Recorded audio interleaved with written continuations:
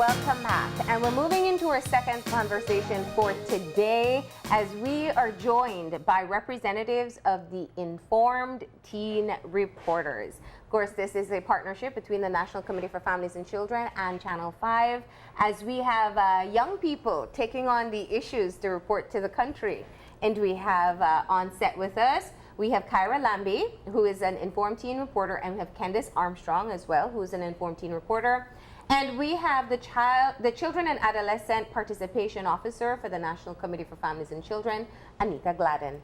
Good morning and welcome. Thank you. And Anita, I'll start with you. Yes. Why was there the need to create a group such as this? Why is it important that we have young people delivering the news? Well, we often hear that children are the voices and young people have the voice. So we recently launched our children's agenda, and in that agenda we have listen to and involve children. So we surrounded that around the CRC, and it's important that children have a voice and they have an opinion. They always do. So how do we create that space as the NCFC for young people like them to have a platform to speak on social issues, whether good or bad? So it started 10 years ago, and it's important now more than ever that we see social spaces and different things changing around us. So how do we, as the NCSC, as a social sector, as the media, create that space for them and allow them to be in the media discussing issues? And how did you get involved? How did you guys get involved in, or how did you become Informed Teen Reporters, rather? Well, I heard about the program and I was very interested, being that we would be able to talk about topics that are affecting us and giving our opinion and giving our views upon things that affect us as young people and being the voice for young people. And I applied and I was accepted. Mm-hmm. I heard about it. I've actually worked with NCFC for a while through different child-friendly initiatives, and one of the people that I work with there told me about the program and what they were doing, and he urged me to apply, so I did, and he called me back. So, and do you have to be English majors, or do you just have to have a passion for being a voice for young people? Well, you indeed have to have a passion, but if you don't have a passion for anything, you won't. It was not something that you need to have a specific major for. Okay. It's just the requirement is just that you need to be a teen, basically. Okay. Yeah. An adolescent. Okay. Yeah. Now, both of you, obviously, I mean, not every teenager sees something like this and says, oh, I want to be a part of that. What is it about being a voice for young people that interests you? Well, mainly that we have problems as a society. Young people have problems, and many times we say, oh, there's a lot of problems, but we never question why, or how can we fix it, or how can we just put a hand in there to turn around the tables, right? So I think as a teen reporter, we will open up the eyes of the society, and then more people will be more in tune to the problems that we face and will be more considerate to help us. Well, for me, it's just a matter of bringing a new perspective, in a sense, because older people, I mean, no offense. I relinquished my teen title long ago. Certain things that we hear from older people, adults, sometimes is one-sided. And it's very important, I think, that we get different perspectives from different people, whether it's kids or it's adolescents, teens, people in their old age. Every age group has something to bring to the table. And I think it's important that we start the conversation, in a sense. Open it up to everyone, not just limiting the space to only adults or the elderly. So I think that's mainly the reason why I wanted to join, because I thought it was important that people see, or adolescents in a sense, see that we have a voice and they're giving us the opportunity to exercise it. So why not? And are the Informed Teens mainly from Belize City, or is it countrywide? It's a countrywide participation. We have representative from Punta Gorda, San Pedro, so it's countrywide. We had the discussion a while ago that there's a need for media training and opening opening up this space to other youths.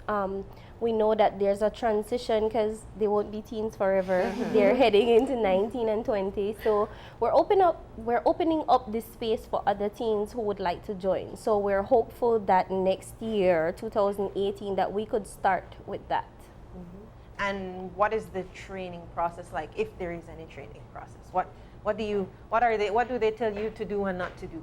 What are the do's and don'ts? Well, the training process, it's kind of like a media training as well as a training in, because we're focused on the rights of the child, bringing issues forward that affect us as adolescents. So to do that, we need to know what the rights of a child or the rights of children are. So that's one of the trainings that we go through, and also the media training where they tell us how to dress, how to speak, the type of people you might encounter, how to maneuver around questions, how to lead into questions that you want to ask people, not having everything be scripted, but to know, to take cues from the answers that people give. So that's two of the trainings that we receive. Kyra, tell us about what you have learned through your involvement with the NCFC and the Informed Teen Reporters.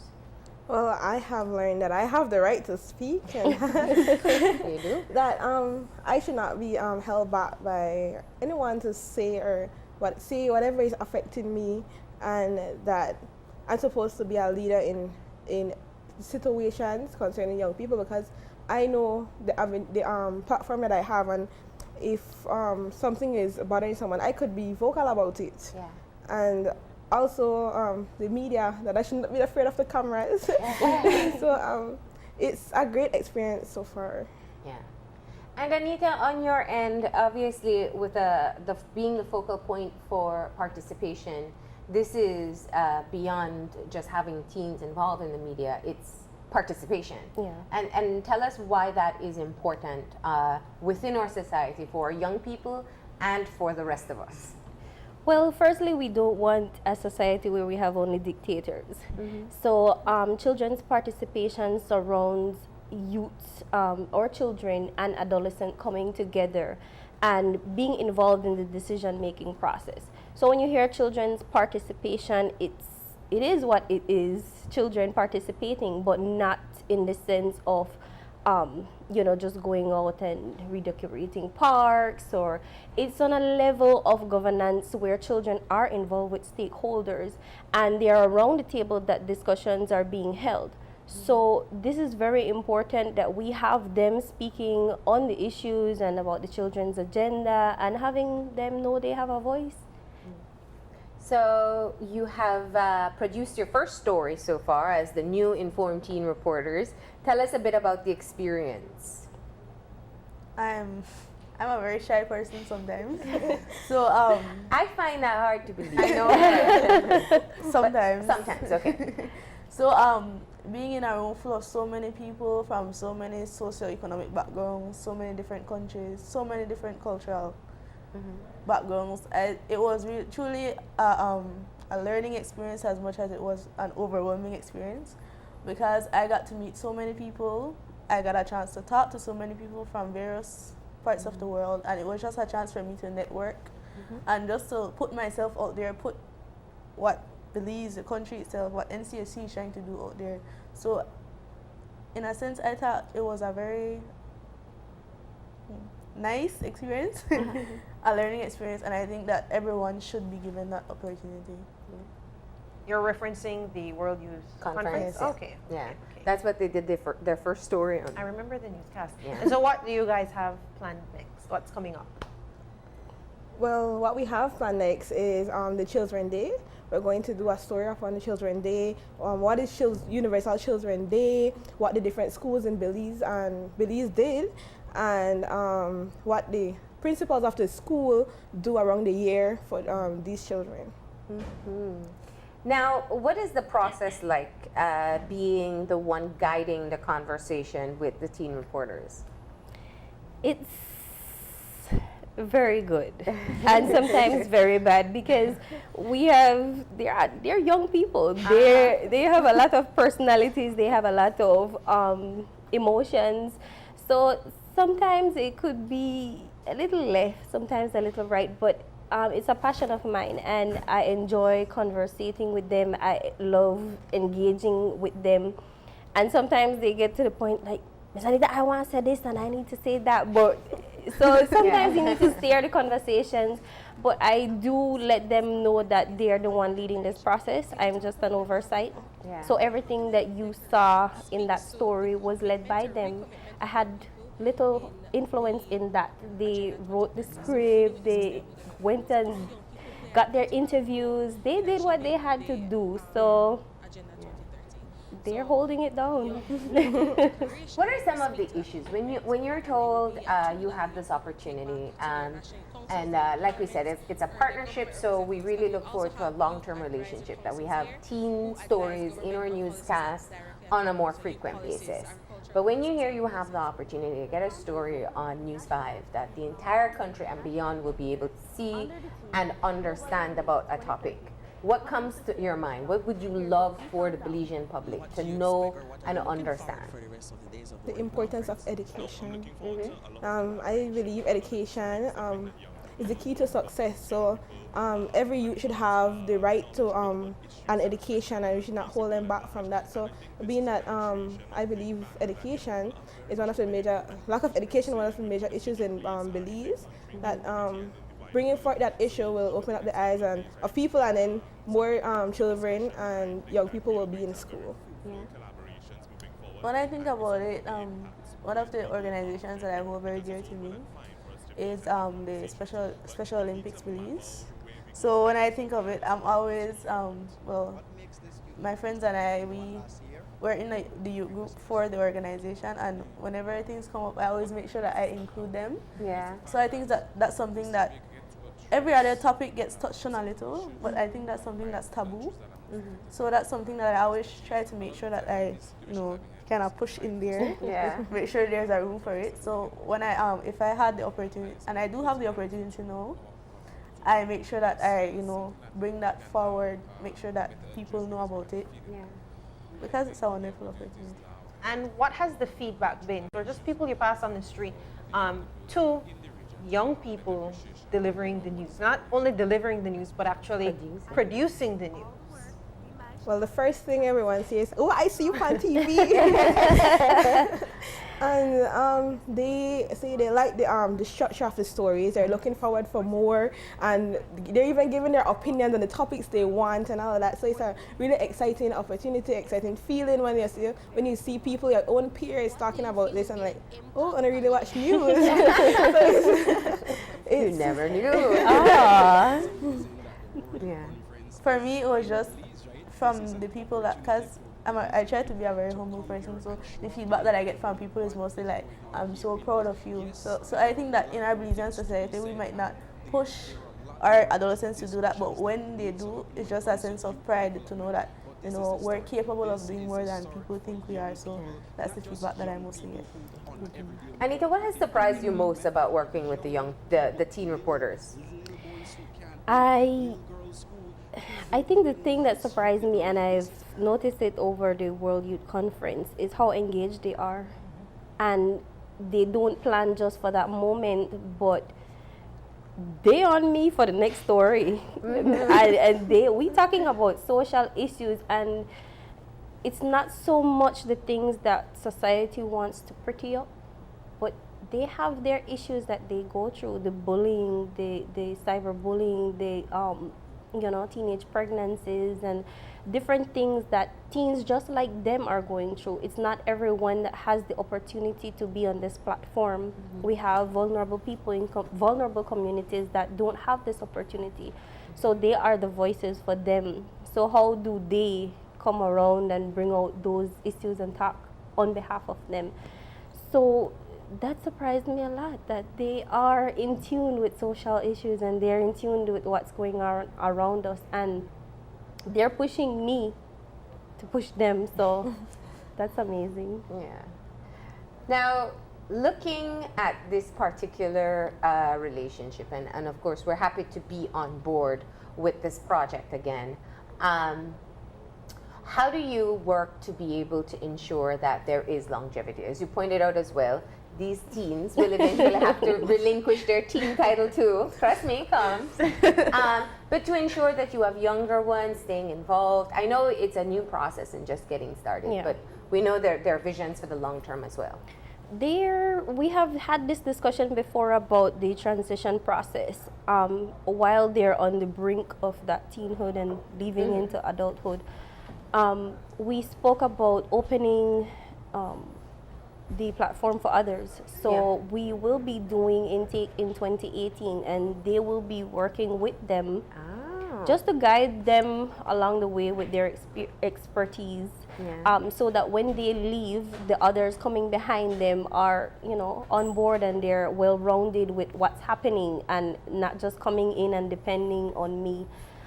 We even had discussions about taking positions of, when I'm on vacation or when I leave or something to that nature, if I ever get sick or anything like that, that they're the ones, taking control of these things. So we have consistency in the news.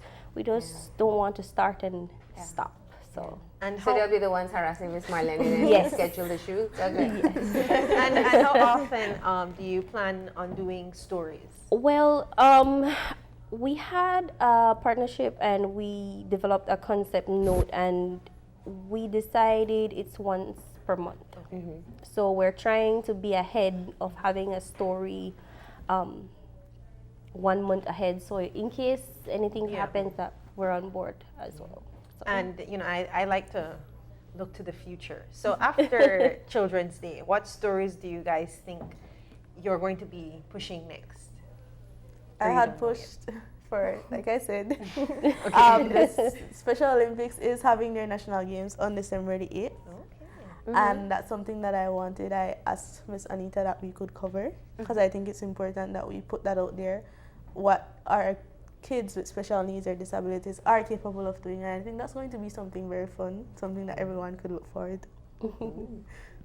And an entire awareness week as well, too. Yeah. Anything from you? Bullying. Bullying, yeah. That's a tough one. Yeah. Now, there are still people in our society who often think that young people don't take things seriously, they don't understand the issues, they very much underplay what you are capable of understanding and helping to solve. How do you think that your role as teen reporters, how you will be able to change that mindset? When older people look at young people, they say it's a lot of talk. So what we are doing, we're putting action to these words that we have and showing them that we have a lot to offer, and we have a lot of information that we want to bring across from our side of view. So I think being that we are putting actions to these words, they will be taking us more seriously and saying, oh well, they really are interested, and being consistent also with our stories and the quality that we bring forth, that will also show up on us. What do you tell these negative older persons who forget what being a teen is like? I just want people to be open-minded. That's something very important. Arrogance is never good. So when you see a person, a teen, who has issues, don't just play it off. Get involved. See that it's something that's really affecting them, because the more you play off stuff, the more. Just like if you have like a parent that doesn't allow you to do anything, what are you going to do? You're going to hide it. So I think in a sense we just need to open the floor for teens, bring it out there, and if we do that, then that will get people talking. So in a sense, I just want older people, grown-ups, adults to be more open-minded. Yeah. And also young people too. I think we could do with that awareness, because sometimes we are skeptical ourselves. We look at other young people and we're like, oh well, just to do that for show. So it's not just the older people, but it's also young people ourselves that could do with that awareness. Do you have a hard time getting other young people or people your age to talk about issues in the country? Well, depends on what's the topic. Well, if it's marijuana, it's easier. Right? Yeah, hands down. But like other topics like probably STDs, and so people don't really open the floor to that. Sex, people don't open the floor to that. They use pregnancy as a scare tactic. But there's more to sex. You can catch diseases. And people are afraid to open the floor to that. Everybody will say, don't have sex because you'll get pregnant. But if you have sex, you can other things, right? So I think the touchy topics are those that aren't really talked about a lot, and we are afraid to open the conversation. So that is what we are here for now. We are here to open the floor and give you the well-needed information upon these topics. Okay. And so tell us about the experience of working on your first story. So there's this funny thing happens when you train for something and then you get to do the real thing, and it's the training didn't cover that part. Tell us about what it was like. It was nothing like I expected, to be honest. Writing the scripts and stuff like, the planning aspect of it was fairly easy. I was like, because I'm not new to the media, so it was like, oh, this is going to be easy. I'm just going to have to do this and this. I was not prepared for I won't say not prepared, not expecting what I met. So it was a little overwhelming at first. But once you get the hang of it and you just get into the groove of everything, and when you do that, it becomes fairly fluent, easier to maneuver through. So that was my experience. What was the most challenging part of it all? I'd say the networking. Okay. Why? Yeah, because like I said, it was, you don't know what kind of people you're going to meet, what type of people you're going to meet. So and it's not usual for me to just approach someone and just Oh, you mean going up to strangers at the conference and saying, let me interview you? I had to be like, hi, my name is Kendice, and that was something strange for me. So I would say that was the hardest part. Oh, wow. And for you? Well, the hardest part would be also that because it's not every day you just want to talk to people and ask, when you come to someone, you won't always ask them for an interview. So I guess people were also surprised because we were young, but we were energetic, and I like the feeling that everyone had, and everybody was excited to do this story. Okay. And for you, Miss Anita? We had some tears, we had some laughs. It's not what you saw on TV, but it was an overwhelming experience, and I welcomed it with open arms. It was a learning experience for me as well, working with them, and I'm hopeful and I'm aware now of next time what to look out for. Who cried? You or them? I can't say that. Somehow I think this has to do with There's a level of confidentiality. So, what are all your hopes moving forward? I think just to give the background, this is something started 10 years ago between Channel 5 and NCFC. It was dormant for a while, now back in full gear. We have new ITRs, and you guys have done your first story and working on your second. What do you hope that this particular program and your contribution to the program will do? I hope it'll foster more youth involvement. I think that's something that the program is trying to do, and Belize in all aspects is trying to do on a whole. So that's my hope for the program, that it allows more people to get involved, get engaged, even if you just start watching the news or you see something happening and you stop it, just for us to be more involved. And I hope that it brings forth change in opening the platform for young people. And as you said earlier, that the older folks, that they may that the adults, We're using youth language, that's why. that the adults may open these topics to their children or whoever wants the information, and may be accessible to them. Yeah. And from the NCFC standpoint? I think not because you're not in the program you can't be involved. We have an NCFC page.